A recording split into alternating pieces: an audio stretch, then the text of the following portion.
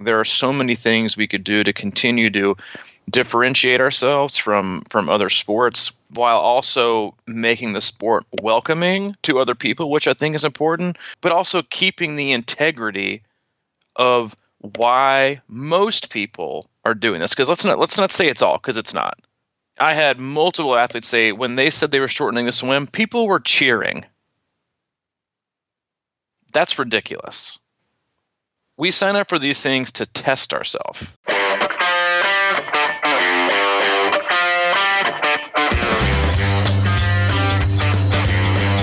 What's up, buddy? Hey, man. Happy Thursday. Yeah, it's good to be back on schedule. Oh, I know. It was eating at me a little bit, I've got to be honest. Really? Yeah, I'm a creature of habit, man. I mean, oh, yes, you are. I like things tends to up in my week, and then I'm like, Tuesday's Monday, but it's not. It's actually Tuesday, so it's a good thing.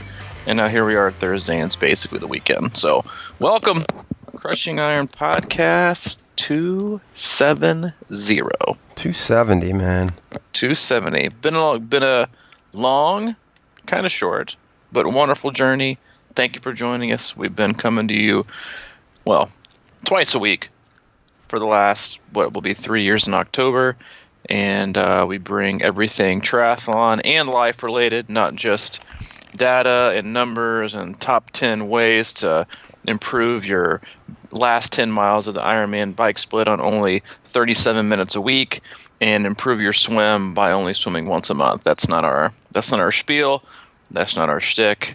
We try to give you real world examples from myself, the coach, Robbie, and then Mike, the age group, who just had a outstanding race in Chattanooga, and really just try to share our experiences, and hopefully that you get knowledge from them, and hopefully you don't make the same mistakes we did as we kind of found our way through this oftentimes very awesome but super confusing sport. Very confusing. We don't want to change the name to the Crushing Iron Hack Fest. Hackcast. Hackcast.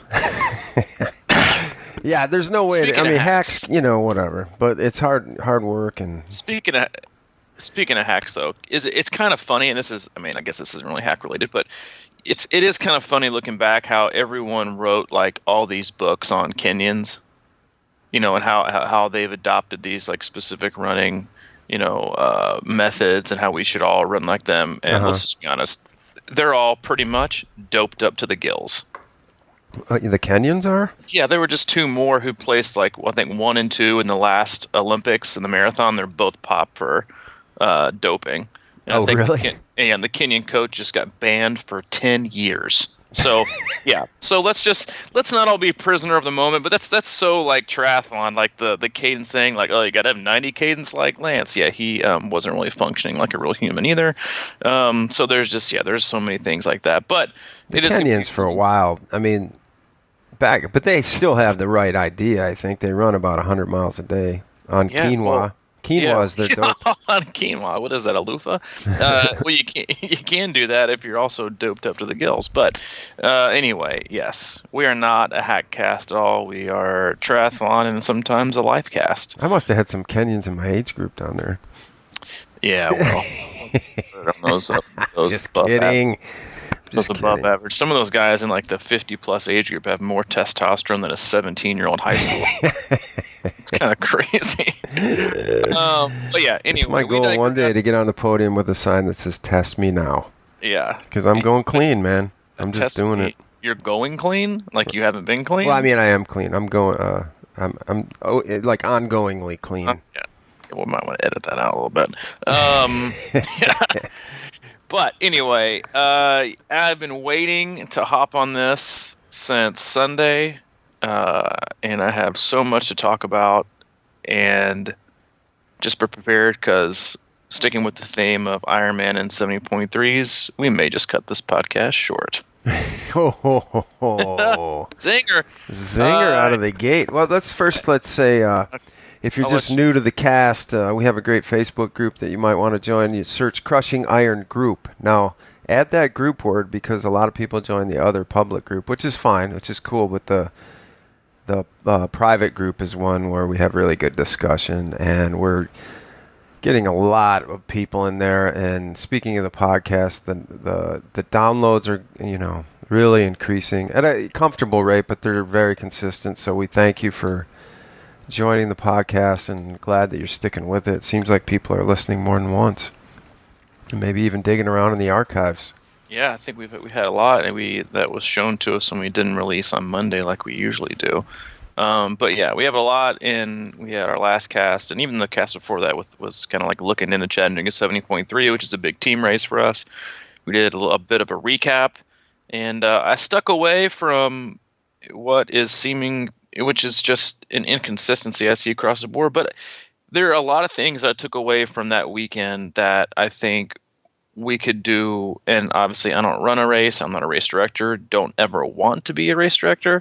But I think as the sport is growing, there are so many things we could do to continue to differentiate ourselves from other sports, other federations, if you will, and then while also making the sport welcoming to other people, which I think is important, but also keeping the integrity of why most people are doing this. Because let's not say it's all, because it's not. Because I had multiple athletes say when they said they were shortening the swim, people were cheering. That's ridiculous. And you should be ashamed of yourself. We sign up for these things to test ourselves.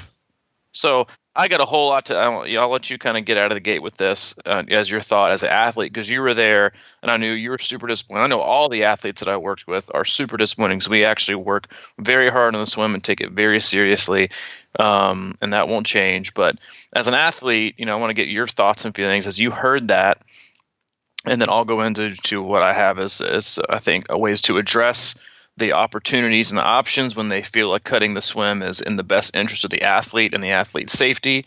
And then also I have a whole other thought on how we need to begin to add at least one additional wave, and why I think 70.3 World Championship 2-day event is spectacular, but it's set up the wrong way.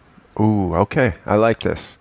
Yeah, I'm getting better at my teasers, aren't I? I'm doing this for about 3 years now. I'm finally. Well, first of all, it's the second race that I've done in a row where the swim has been shortened. Mm-hmm. Two out of three Chattanooga 70.3 is the last 3 years. Correct, and I've done both of those as well. So, yeah, I can't figure out that math, but. So, yeah, the Louisville was shortened and Chattanooga was shortened, and both were very similar in timing as to when they were shortened. We were up there getting ready, and the pros went off, and I had a sinking feeling as I was standing there, because I saw some orange buoys that weren't part of the course that were kind of lurking close to the shore. As you walk up, if you've been to Chattanooga, if you've done that race, you kind of there's that long road that you walk up and everybody stands there to get into the water. And if you look just down over the shoreline, I saw a couple orange buoys that were just kind of floating there, and I think they were connected to little boats or whatever they pull them around with. And I was like, why are they there? Because the course was already set up.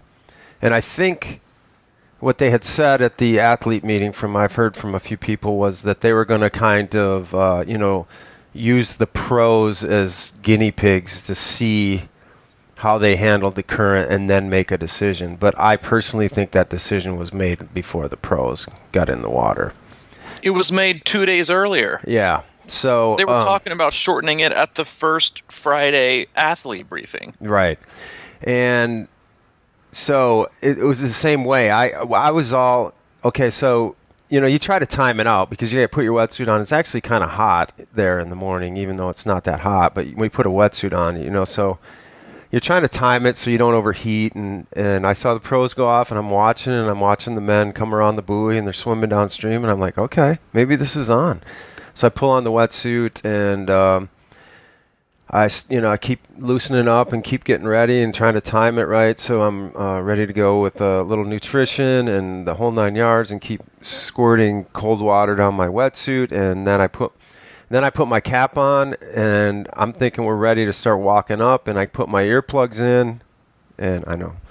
But and I couldn't really hear anything, and all of a sudden somebody taps me in the shoulder. She goes, "You hear that? What they just said?" I said, "No, what is it?" And they said, "Yeah, they're shortening the swim." And I said, "Oh God."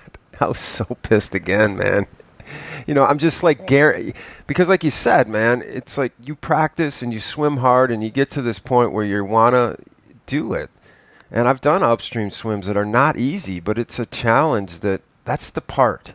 I mean, it's not like the race was easy, don't get me wrong, but there's 3 parts to it, and we train hard for all 3 of them. We're supposed to. And Stop. What? Not everyone trains hard for all 3 of them. Don't give people the credit that they shouldn't be taking. Well, I mean, I said we're supposed to. Yeah, we're supposed to. But, so I mean, I try to be positive. I mean, I think that's the thing. It's like I don't want to be negative about it. I'm just trying to point out that, these races are supposed to be challenging. Life is challenging. We have to keep getting, like, every workout shouldn't be, I mean, things are supposed to be hard, man. And the harder you make things, the easier other things become. And there's just that whole concept. I feel like it's kind of caving in. We're sitting around desks and we get up and we're limping because we don't move enough. And that's part of life. And if we're going to grow and be stronger, the human bodies are kind of limitless, man. And if you start putting limits on them, they'll accept that too. But I think that's what a lot of like these faux injuries and things like that happen all the time, and people are sore and they're whatever, and it's because they're not moving enough and they're not trying hard enough sometimes. And I don't like it when they put out a race that says it's going to be one thing and then all of a sudden it changes. And I think, like you said, they probably had that decision made 2 or 3 days earlier, and it was just the easiest thing to do. It's not like, well, let's just be easy. No one will really care. Nobody will talk about it, but we're talking about it. And I have a feeling you've got a lot more to say about it. Yeah.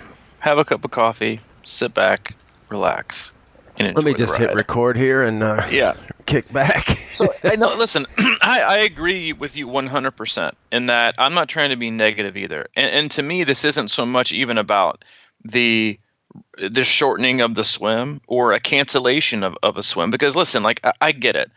Things are also about safety, and I get it that there's a whole different level of triage you have to take into account in terms of watercraft volunteers who can take swimmers. But there was something that Allie and I learned when we went to this toddler how to not go insane while having a toddler class like a couple months ago. I think about a year ago, and one of the things that they talked about was allowing your child to learn logical consequences.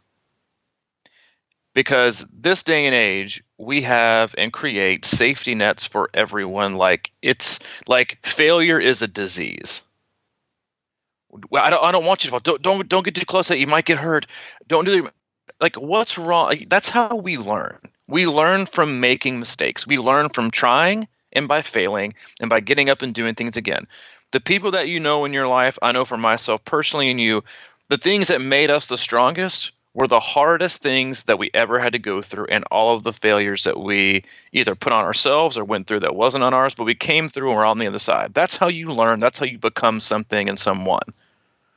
But so for me as a coach, yes, I love it that our athletes are prepared for the swim, but the part that pissed me off the most is that you're robbing people of an opportunity. Mm-hmm. That was the gist of every email I've gotten back from our athletes when I kind of quizzed them about the race and recap was I really wanted that opportunity. Because for the most part, and don't get me wrong, not everyone is out there for that same opportunity. You got 2 usually different sets of people that line up for these events. You have people who are looking for an opportunity to prove themselves and grow and challenge themselves and test themselves and their limits and what they've been able to accomplish and their fitness, and it's a chance for them to have an opportunity to have their hard work put on show and learn and go and they like hard, they like difficult, because that's what makes you feel alive. And then you have people who are opportunistic, who are looking for the easy way out, who are looking for, oh, I hope it gets short. Wouldn't that be great? No, it's not great. It might be great for you, but what are you really getting from being glad that they shortened a swim? Like, what are you training for anyway? And so it's robbing people these opportunities. And I think they decided this on Friday. And I think Ironman specifically has created its own monster in athletes feeling like they don't have to prepare as much. And so now they're having to continually feed this monster that they're creating. And I think a good question for them is like, okay, so you quote unquote watch the pros go off, which I think is totally BS, because they were talking about canceling this on Friday. And like you said, they were like moving the buoys before the pros even got in the water. The flow was not that high. We have a guy that we coach who works with the TVA. It was not that high. And let's be honest, the pros there on the male side especially were good, but I wouldn't say they were the top tier level pros that Chattanooga usually has that are really, really great swimmers. So what if the pros were different level? Because they were. What if like the top 5 to 6 professional men hopped in that are great swimmers, like a Josh Amberger, a Jan Ferdino, Javier Gomez, or one of the Brownlees? They would have spanked that uphill like it wasn't even moving. Mm-hmm. So then what happens? So you can't judge it on the pros, because if you're gonna do that, then a lot of other things have to change as well. But I think there has to be this, because Ironman is all about anything is possible. Yeah, well, no shit, Sherlock. When you make things super easy and you totally remove obstacles, because what is wrong with the DNF? What is so horrible about a DNF that you went out and you tried to do the uphill swim, and guess what? You couldn't. If you're going to quit and walk away from the sport, then maybe you ought to check your personal inventory and see how truly invested you are in the first place. But most people are going to say, you know what? I got to go work harder. That was tough. Or the athletes that did do it, and even if their swim was slower, you know what they're going to say? Man, that was tough. Mm-hmm. I'm so glad I had that opportunity. People use it as like a badge of honor. So you got badge of honor people, then you have people who are going to use excuses, and I think it's just robbing this decision making and experiential, opportunity from athletes, that they need to learn how to. Athletes need to learn how to fail, and they need to be in position to where failing is okay. And I understand that failing doesn't need to also lead to them drowning. I'm not saying that at all. But I'm saying, like, what's wrong with it? Like, what's wrong with making things hard? Because, like, most courses now, like, all they do is make them easier and easier and easier. And while, the run course there is fair, the rest of the course is pretty freaking easy, if you want to be honest about it. And I just think there's this fear that Ironman specifically has, like, we want everything to be possible. Guess what? Life doesn't work that way. Life isn't everything is always possible. Because you know what? As much as you want to talk about it, it's not. Life is hard. Life is really hard. And I feel like Ironman specifically is just rolling out the red carpet to, let's just lower the barrier of entry, because and I see where they're coming from a business aspect. And again, this is just my opinion. But because when triathlon numbers are down, Ironman numbers are down, and they're a business. While Ironman is triathlon, they have the gigantic market share. They're business first, triathlon second, and so they're trying to run a business. They want to lower, so they do all these little marketing gimmicks, like the AWA thing and the other marketing things, and the women for try and the time to try, and all it is, it's. If we want to unveil it, look at like the naked truth, it's not really about those endeavors. It's about increasing numbers, and it's about lowering the barrier of entry. And while I believe that people that everyone should have a chance to do it, and it should be for everyone, it's not for anyone. And you have to be able to prepare. And I think people are starting to, at least people who have been in the sport for a long time, are starting to get kind of fed up with the taking away. That's why you're seeing a lot of athletes leave the sport and go to other sports where they're embracing the difficult in the amount of obstacles that each race creates. And that's why I think you're seeing a lot of these other races like X-Tri, and I think they do like Alaska Man, like those races, like people want to challenge themselves. Mm-hmm. and it's less about the time. And yeah, you're going to have the people who want like this really hard course, and they want to do well and they want to compete. Like I get that part, but there's just it's just like they're just caving into the societal acceptance of, it's okay, buddy, you're still a winner. We're going to make this as easy as possible. And I just think it's setting up real, and this is not about kids here, we're talking about adults. Just setting them up for it's just false. It's not how life works, and you're robbing people of an opportunity to learn. And you can only truly learn by going through hard things and by failure and working hard and coming back. That's how you learn things about yourself, not by having the red carpet rolled out for you and having something that was marketed as one thing being given to you as another. I agree. There was, I was just looking at it, like one of the things about that swim was it's like I didn't even feel really like there was a strong current even swimming it. So, I was looking too at last year's, like Starkey got out of the water last year, in which I don't know if it was exactly the same, but he was like around 19 and a half minutes or something like that. And this year the pros were like 23 or whatever. No. Oh, God. 24. Right. No, I mean, like, I'm just saying that's still fast. That's still faster on the faster end of what was average for like a regular in-lake swim. Well, I'm just going to throw out a question here in the sense of like, okay, let's say last year Starkey was faster. I mean, you're talking about 200 yards upstream, roughly 200 whatever, right to that buoy. Is that about what it was, maybe? And maybe. So he's out faster, but maybe last year the current was stronger. Is my point, because you're swimming 200 yards up and then the rest is down. If you got a faster current, you're going to get out faster. I mean, you know what I mean? It's like a small percentage of upstream. So the point being is maybe the current just wasn't as strong. I get it's a river, there's current, it's going to be a current, but I just didn't feel like, I mean, in fairness to Louisville, last year when I got in that river, that felt like current. Mm-hmm. And this year at Chattanooga, it just didn't feel like it was pushing me. Like I didn't, because a strong current can kind of take you off your line, obviously. And I just really had no problem navigating anything this year down there. So I'm just saying maybe last year it's possible it was even a stronger current because those pros were getting out faster because they had a better current most of the way. I don't know. And it's the same thing we talk about all the time. Of course, I'm doing Wisconsin this year. They took away the mass start. And that's just like one of those memories. It's like you said, it was hard. It sucked a lot of times, but man, am I glad I did that. That just is such a character build for me in the water. I mean, really. It's like, that's why I think races like that there should be more of them, which is why I also think that there should be, when situations like this occur, that you should have an option. And it should be like when you sign up for the event, there should be because they advertise a 1.2 mile swim and it's going to be upstream. So you understand the risk. You understand the possibility that if you haven't trained enough and the current is strong enough, that's what you need to train for and be prepared to do on race day. And obviously, like in their fine print that absolves them from any refund or false advertisement or whatever, and ultimate safety of whatever. And then you sign up for them. It's like, if you die, it's not our fault either. It's like we can advertise one thing and not give it to you, and then if you participate and you die, it's still not our fault. So they're total absolved of everything.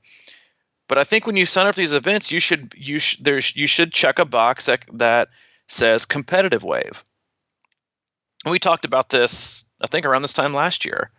When we talked about the need for you got pros, and then I believe you should have a competitive wave where it is a mass start, or in situations where they don't have the opportunity, like Chattanooga has no opportunity for a mass start. Not that they're going to keep it, not they're going to keep it, the entrance where they have on that ramp. They're just not going to have it. They can't. But at least a rolling start, like a cutoff. And so I say, I click competition wave. Then you're in. You're all in. You have to go through the same conditions that the pros go in. So if the pros the upstream swim, guess what? You do too. But you know what that also gives you? Now you're also the only people who are eligible for awards, or eligible for a Kona slot or 70.3 world slot or roll down. You have to be in that competitive group. And if you don't, then you're in a different category. And I think that's fine. Like, what's wrong with separation? Like, we like life is all about separation. You can always be the same, but I think like competitive to me, and I'm sure we'll get pushback on this, and that's fine. Competitive to me isn't you have to be elite podium people. Competitive to me in that label, and I think the creation of that field is for a specific reason and for a specific person based on their mindset, not just their ability. It's, I want to compete today. And that is, I want to take on the full distance no matter what. And I'm prepared to do so. Because I want to compete not just against, maybe against other people because I want a podium or I want to qualify for this and that. But a lot of people, and in the majority of our athletes, like, I want to compete against myself, against what I signed up for and what I trained for. Because this is how I prepared. This is where I'm in my mentality. This is where my emotions are. I'm invested in this, and I did the physical work.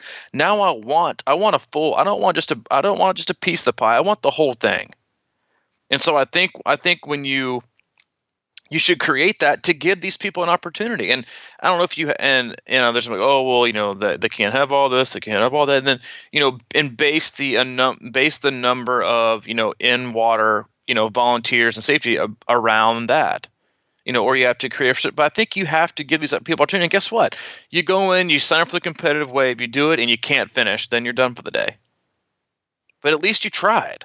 Like, at least you gave it all. At least you went out there and you gave it your best, and you're going to learn something from it. Yeah. And it's about seizing the moment, taking those opportunities, and having that mindset of I prepared for this and I'm ready. Mm-hmm. So let me do it. Mm-hmm. And again, like they have, I'm sure lawyers and attorneys out the yin yang, but when you check that competitive box, it's the same thing. You know what? No matter what, you're not going to be, responsible. Nobody's going to sue you. You can keep doing what you're doing. But I think something like that has to be created to continue to have, like, to keep the integrity of the sport. That this is hard.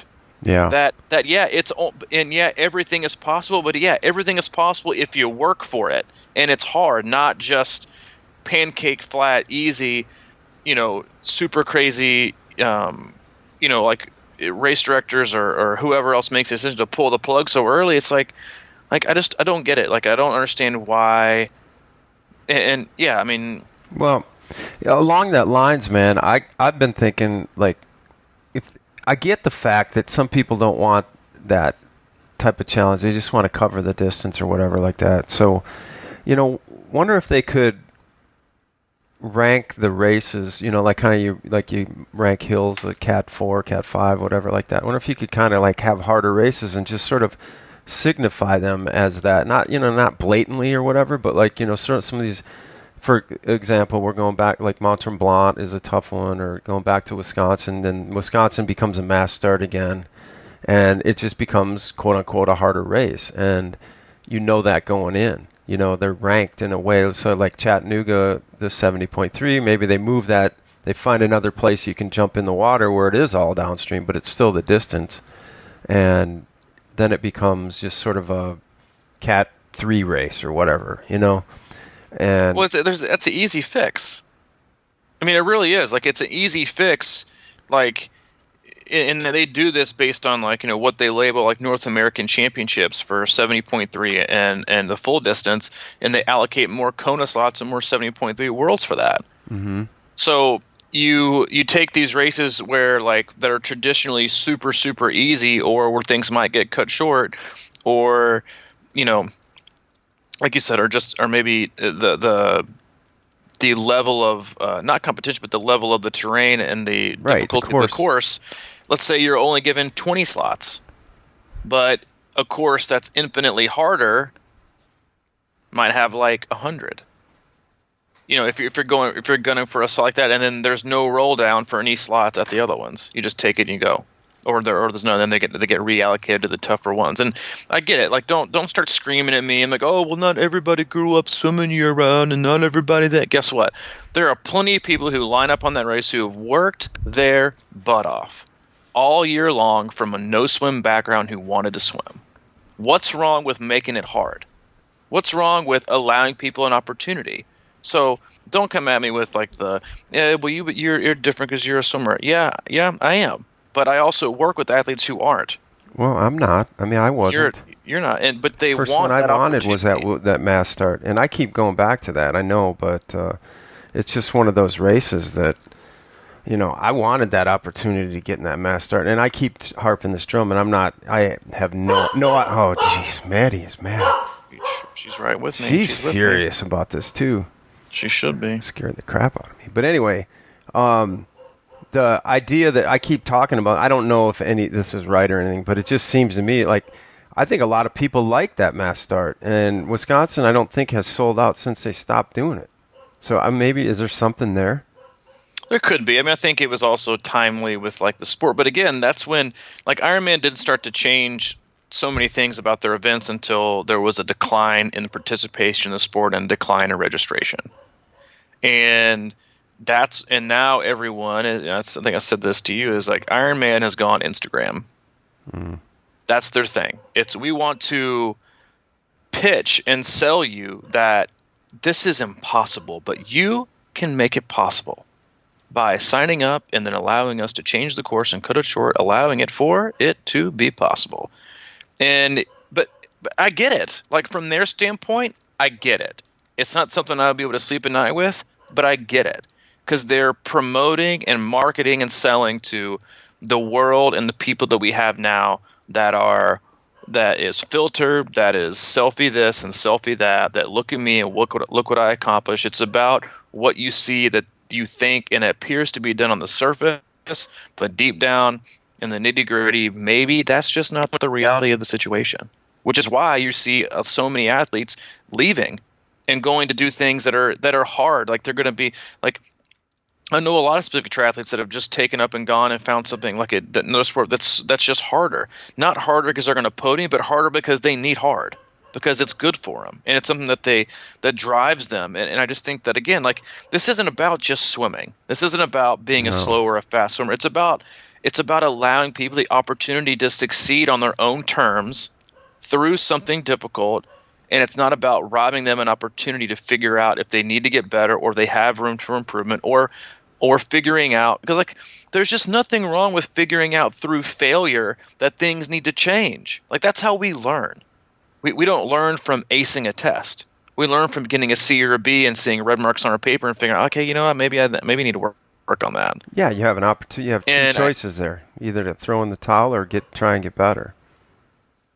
It's just that's the part that, and obviously it's always done in the swim. I think, I think the swim gets a bad name for it because it's the first one, so it has to be the one that they judge, and that they alter immediately. But it's also one that's hardest to save people or to get to people. I get that part. I'm not arguing that. I know it's going to be difficult, but I just think there are things that you can be more proactive and allow it, and not be so scared of what the optics are.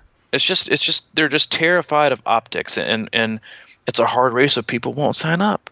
There are also a lot of people out there who want to sign up for something that's hard, not something that's boring and isn't going to challenge them, because I think I hope most people signed up to get in the sport because they wanted to be challenged, or they were looking for something to push them into doing something that they've never done and they weren't comfortable with, and to learn something about themselves, not to just keep doing the same thing over and have it be super, super easy.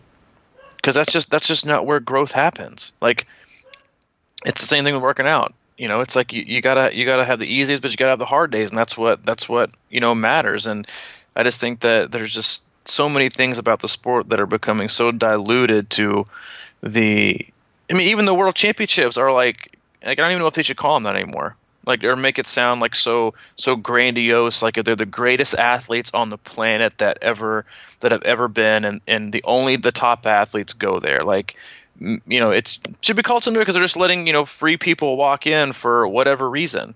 And I just think that I get it from a business standpoint. There's all about making that money, but it's like, Yeah. Well, I described somebody. Maybe I'm just a little bit blue collar by nature, but like. You text me from the award ceremony down at Chattanooga the other day and said I had an opportunity to go to Worlds because of the roll down. But I got 14th place in my age group, man. I have no intention of taking that slot at 14. I want to get in there. You know what I mean? That's just me. I feel like, maybe top 5. That would have been a legit thing for me, but I just think I've got to go back to work, and I'm excited about it. Frankly, it's taken me a while to kind of understand that you have to get beat up a little bit in this sport and figure out how to come back. And I keep for the first few years I would just keep coming back and basically go through the same routine, and then just get to that.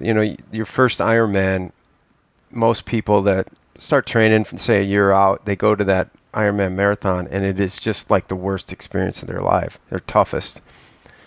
And I'm just starting out to figure out that I don't think it has to be that way if you smartly work at it and get better and do better, smarter training and whatever. And it just sort of takes time for your body to build up too, I mean, most people can't just decide they're going to do an Ironman next year out of the blue and then just go in there and tear it up. I mean, most of them are going to just get shredded on that bike and that run. And it's like... You can like I said, you can either pack it in or you can kind of go back to the drawing board, and that's sort of where I have gotten to, and it's taken a while. Going back to what you said about like the slot allocation thing, like that doesn't really bother me. I just think that they should, because I think it's all personal. Because I think it's hard for some people to turn that away. But I think we were there because we had an athlete on the podium, the one that got 7th in their age group, and I think roll downs are good in that. Yeah, I think they serve a great purpose. Don't get me wrong on that. I think roll downs serve a great purpose because in some of these age groups, it's just brutal. Well, yeah, you're right. And you might show up to a race and there might be 10 of the fastest guys in the country at that race, and you might get 12th, but they already got a slot. So should you get a roll down to 12? I think so, and I think you should be happy to take it. Or you can show up in like a fairly mediocre to not deep age group. And if we saw one fall to like 30th, they just like hand them away. I don't know if everybody's been in a roll down, slot allocation thing, you should go, because at one point this is for something labeled World Championships, qualification only. He literally says, okay, anybody here in the top 30? No. All right. Anybody here in 50 to 54 that wants to go to Worlds? Me. Congratulations. You've qualified for the Ironman World Championship 70.3 in Nice. Hashtag World Championship qualifier. Hashtag look at me with my paper and my token. Hashtag I got it. Hashtag World Qualifier. Like it's going to be in your bio for the rest of your life. And so I'm probably sounding like a little bit crabby here, but it's just like it also I think takes away from the people who did, like who fought. So that's why I think that they should have, again, going back to the competitive wave, if they want to continue to keep the integrity and not make it a joke, then you got 2 days. You got a female day and a men day, and let's be honest, it's about dollars. It's about how many people can we fit on a course at one time, to get more dollars. Mm-hmm. But I think the opportunity there that is outstanding would be to use those 2 full days differently. And I think you could start a top 10 day. So the first day would be anyone who qualified at a roll down lower than 10.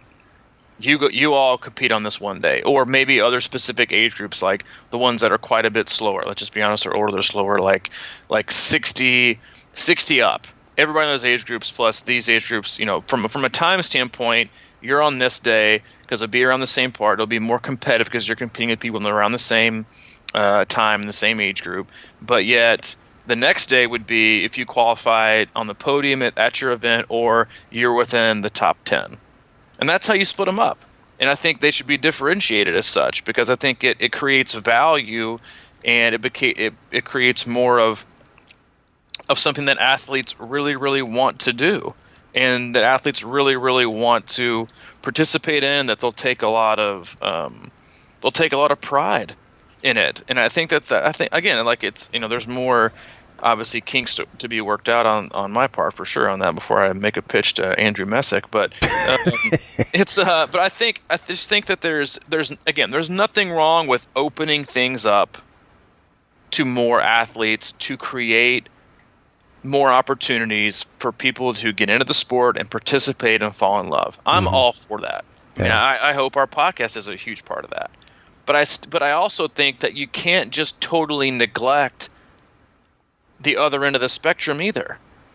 You know, or the 80%. You know, it's like, I think you should do something for them too. You know, not just see that Ironman Louisville isn't, you know, having a huge registration push, so now you're going to make it an AWA championship. Like, give me a break. Like, it's marketing. So they're just recreating marketing tools to gain more participants. Yeah. And like I said, again, I get it from a business standpoint, but it's also when you become the market share of our sport, things change. And I think you have to also respect the other end of the end of the athlete pool that wants people to push themselves. They want to be challenged, and they want. And again, I also think that they earn that right to be differentiated from the ones that aren't. Like, I get, like, everyone is welcome, and I get that, and I'm all for it. But that's all. There's also, like, people are different, and people work harder than others, and I think that should be respected by everyone, because I think it gives people, you know, with attitude and personality and your character and all those things, like, you should all be around the same, but some people earn more. So, like, let me give you an example. Okay. Last year at Ironman World Championships in, where was it? Somewhere, South Africa, I think, that, like, no one went to. They were, like, handing out slots. The 35 to 39 winner was 4:01:21. Which is just insanely fast. 4:01. The last finishing time in that age group, let me see. Or I'll just go, like, mediocre, because there was a lot of do not starts, I think, in this one, because a lot of people, like, took their slot and they just didn't show. So the winning time was 4:01, and I might not ever find it. Oh, the last place time was over 6 hours and 15 minutes. Okay. For 35 to 39 age group. That's a 2 hour and 10 minute difference for a world championship in the same age group. So basically, the first guy was done with this whole race for the last guy was starting his run. There shouldn't be. Yeah, I'm gonna sound sour. That's fine. There just shouldn't be that much of a difference, of a gap. And so I think that while you can be accepting and you can include people, you also have to have, and it's needed to have, an awareness of differences based on, you know, what your time is at these quote unquote world championship events. You know, I just think that I think it all comes down to. It's not about the swim. It's not about slot allocation. It's not about who's faster and who's not faster. I mean, it kind of is. But it's about creating opportunities for everyone to be rewarded the same for the amount of work that they're willing to put in.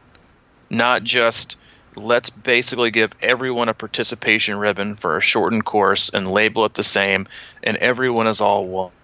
And we're all this big happy family. Like, I get it, and I'm willing to, and, like, that's what our team is about. It's about community, but they're also super competitive with themselves, and they like to grow and like to push themselves. Yeah, well, that's what I mean. There's competition amongst themselves, and there's, like, when you dilute things like that, they just lose power. They, like the world championship you were just describing. Like, if you had a legit world championship that might, instead of being, I don't know, 2,500 people, was like 1,000. Like, it was really like a competitive event that really meant something, you know. But and it wasn't just added as like, hey, let's do another, just like clone this Ironman thing that we have and make it another 2,500 and basically 70.3 and use the same exact formula, but like kind of pare it down and make it real competitive.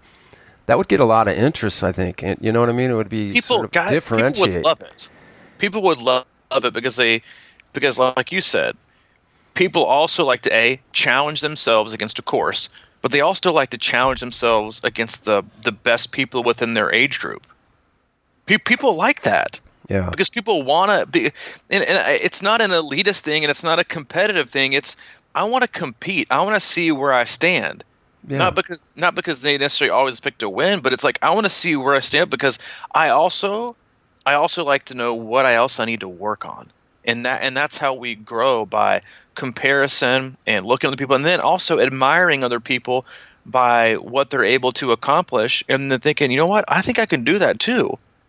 Mm-hmm. You know, like you're never going to get the strongest person in every group that always goes out together is the ultimately going to be the weakest down the road, because that person never has anybody else in their group to push them. Mm-hmm. You never want to be the strongest because no one's there to swim next to you side by side in a lane, or to go out with you in a group and push you and maybe drop you or leave you on a run. You're the one pushing. You're not the one being pushed. And I think that we all need opportunities to be pushed. Mm-hmm. Well, and yeah, you get this thing going where I feel like in a lot of ways the Ironman caters towards getting more and more people in the sport, and I feel like they just don't really cater to the people that have made their sport what it is. You know, the people that keep coming back and they want those challenges, and it's sort of like, well, we've already got them. Well, you know, it's like when I worked in news, the main block of our viewing audience was like older people, like 40 and up or whatever. Mm-hmm. And all we did was concentrate on how are we going to get these kids involved? How are we going to get to the phones? How are we going to get the kids involved in news? You know what? They don't care. And we would just completely ignore the current people, the current viewers, at the expense of trying to get the young crowd. And I get that, but it's sort of like people come to this sport because it's something that they want to do, not because you just try to seduce them into it. You know what I mean? Because making it sound like it's easy or whatever the case may be. And like it was funny, you said their thing is anything is possible, but like you were saying, like everything is possible. And there's like a difference, you know? It's like anything is possible. It's supposed to inspire you, and then everything is possible almost kind of says like, yeah, you can do it. Everything, you know, it's not like a challenge. Everybody's doing it. It's not 21 and up. Everybody gets in. Yeah. You know, it's like the nice bar down the street, and now Ironman's like O'Charlie's. Mm-hmm. Yeah, you know? Look, I love Ironman. I think they do an unbelievable job. I just think that in some ways it's like they're just it's easy to just keep rolling these things out and going through the, you know, formula. And can we just look for some of these things like this competitive wave or whatever? You know, like I'm going to these races now and I'm not even looking at those name shirts anymore. You know, it just sort of feels like the same old kind of deal. And I think a lot of times, because like specifically this race, I felt like because of the short and swim again, it just didn't.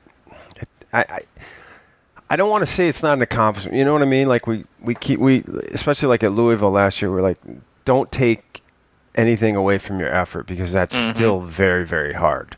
Yeah. You know, and that's just so much the truth. It's just that I don't know, you know, exactly what I'm trying to say here, but well, not every venue either can get away with it like Chattanooga can. Because even though I had so many athletes that were like, you know, that I don't want to do it again, but I think I'll come back anyway because I love the course. Mm-hmm.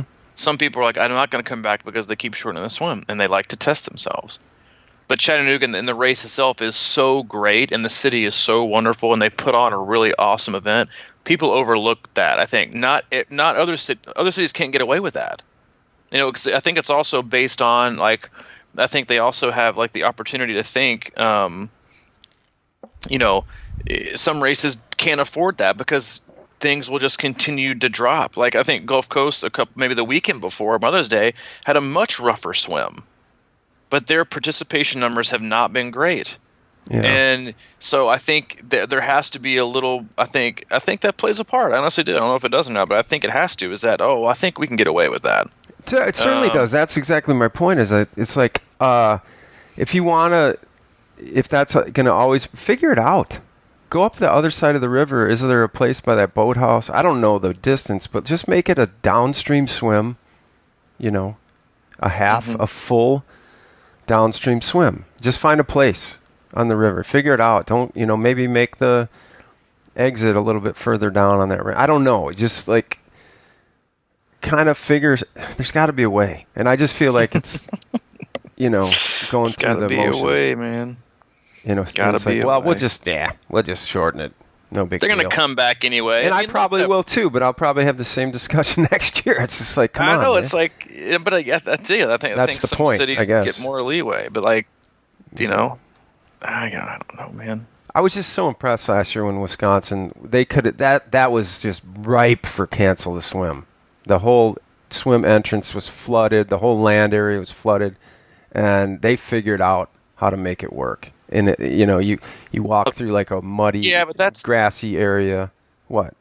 Yeah, but I think like a lot of this is business, and I get it. Like we said, like it's about marketing to people, but it's also I think about respecting and still keeping your core customer engaged that's been with you for so long, which is something I think they're totally 100% neglecting. But the swim at Wisconsin is at the fabric of what it's always been. So I can't even imagine an Ironman Wisconsin without a swim in that lake. Whereas other races, that's not like their iconic feel. That's not their most hit YouTube video or most watched YouTube videos, and of like the mass start that it used to be, and just the greatness that is watching one of those.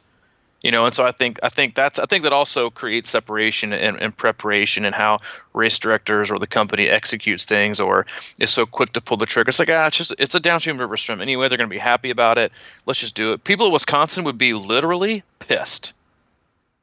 Even if it's not a rolling start anymore, or excuse me, even if it's not a mass start anymore, it's a rolling start, it's still one of the toughest swims out there because it's one loop and because it's straight open water and there can be chop.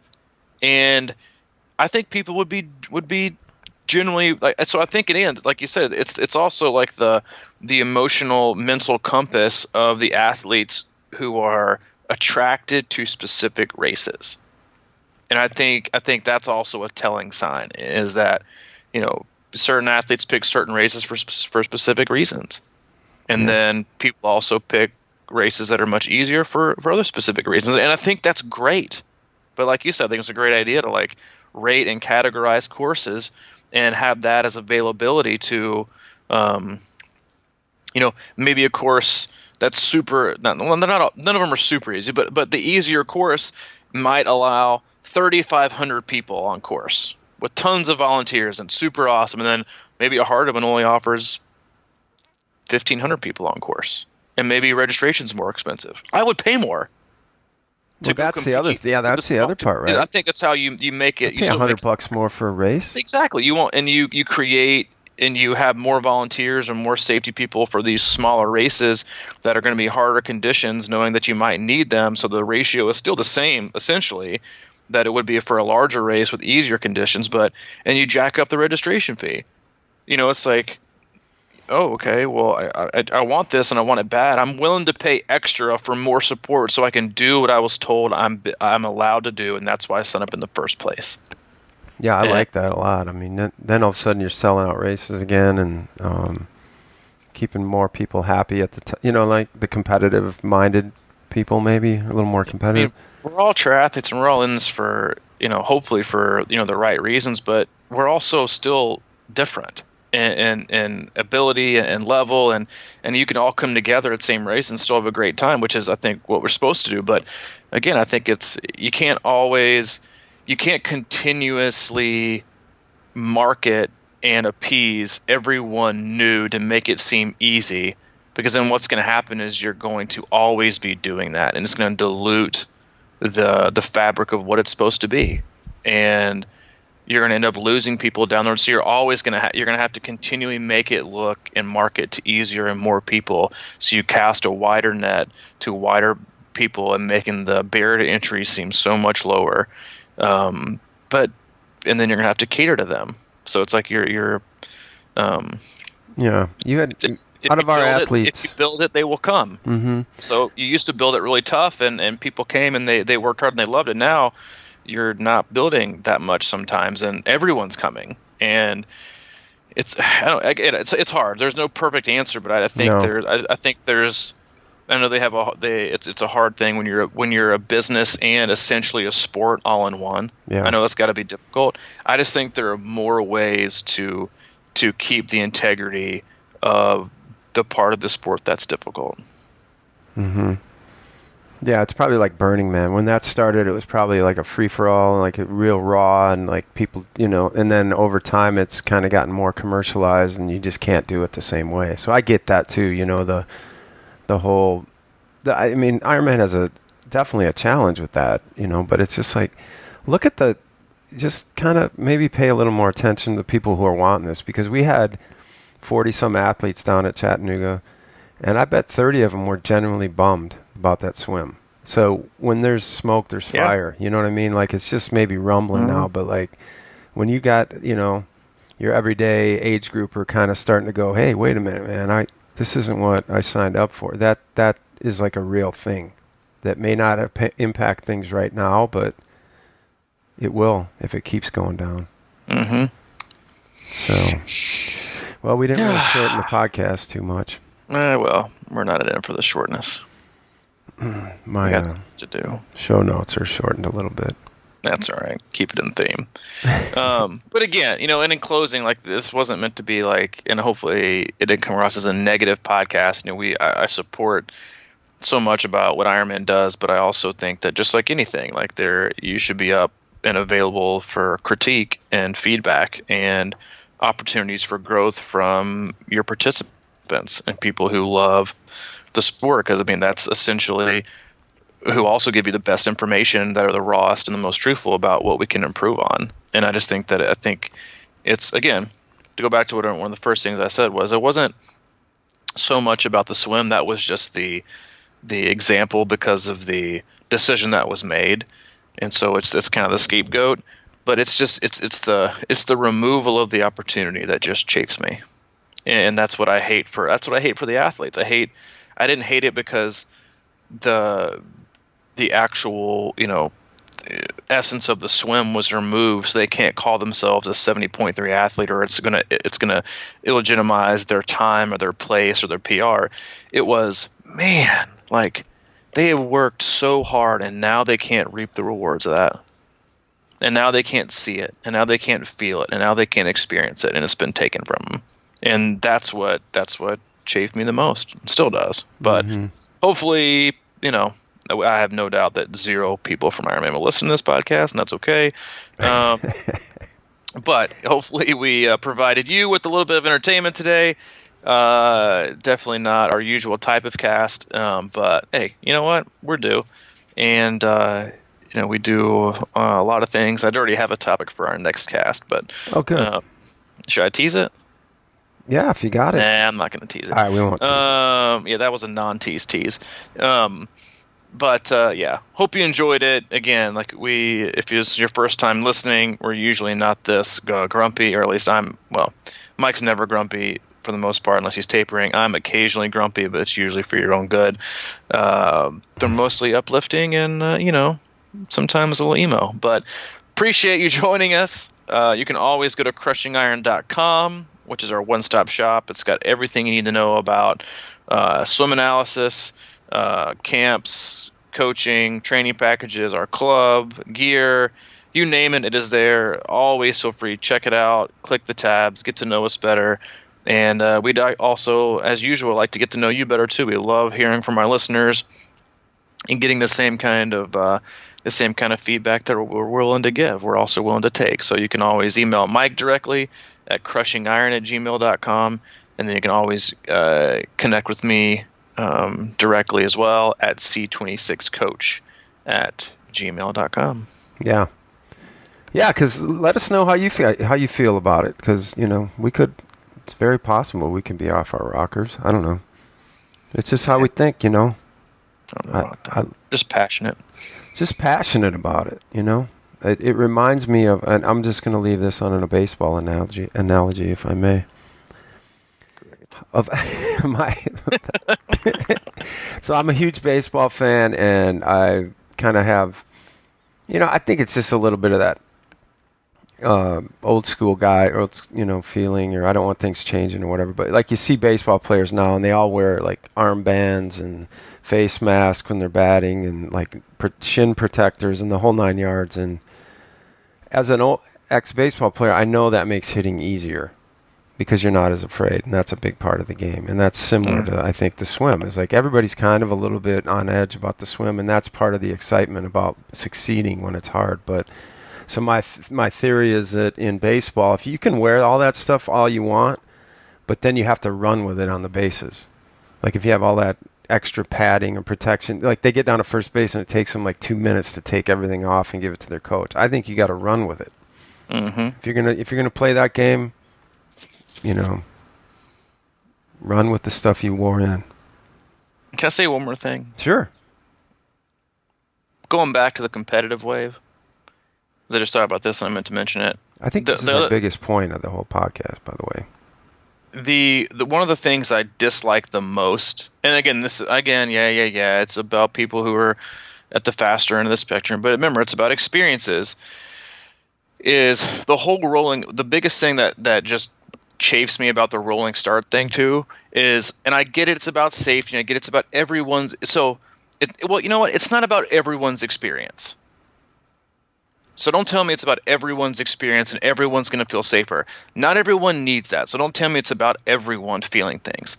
My biggest pet peeve of it is that 100% robs people of an experience of finishing and knowing they did something great. Like you can't finish a race now and see that you're on the podium and celebrate. You have to wait. And wait. And wait. And wait. And I actually felt bad. We had an athlete in the 18 and 24 age group who ran his way onto the podium and started like an hour and a half after the other guys finished. The guy who got fifth for about 45 to 50 minutes, who was in fifth, thought he was on the podium.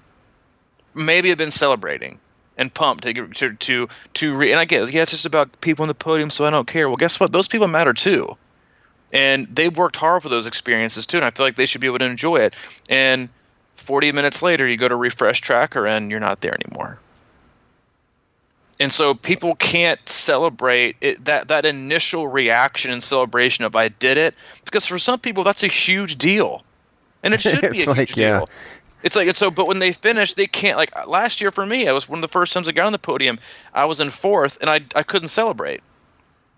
Yeah, it's like going to a game and watching a game-winning shot and then having to sit through 30 minutes of replay review, and then you can cheer. Exactly.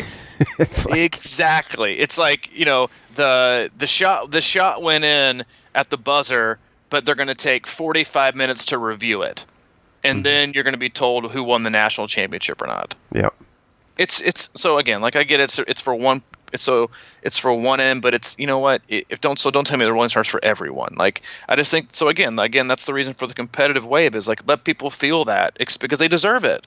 Deserve it. And this is how I feel. Like if somebody hits a shot like that, say they're falling out of bounds, it's a 3-pointer out by the scorer's table, it's a 35-foot shot, and they release it, and it's like just barely touching their finger when the horn goes off. I think that should be good anyway. It's like the dude made a shot that was like impossible in the most clutch moment of ever, and the ref was like, yeah, that looked good to me, count it. And then you go back and you just barely see the ball on his tip of his finger as the shot clock expires or whatever. It's just like, it's like if the guy turns a double play and he barely misses the base, so what? Mm-hmm. It's like, come on, man. Everything is not going to be perfect in the world. Yeah, I hear you. He was close enough. Nothing's perfect. We have to overcome things in life, but it's got to be fair, Michael. Yeah. Whatever. I don't know, man.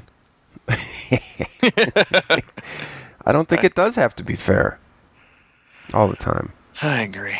But yeah, that was our second minor cast. Second win there. Yeah, second win there. I should get that off my chest. But yeah, appreciate you joining us. Reach out to us. We'll catch you again on Monday.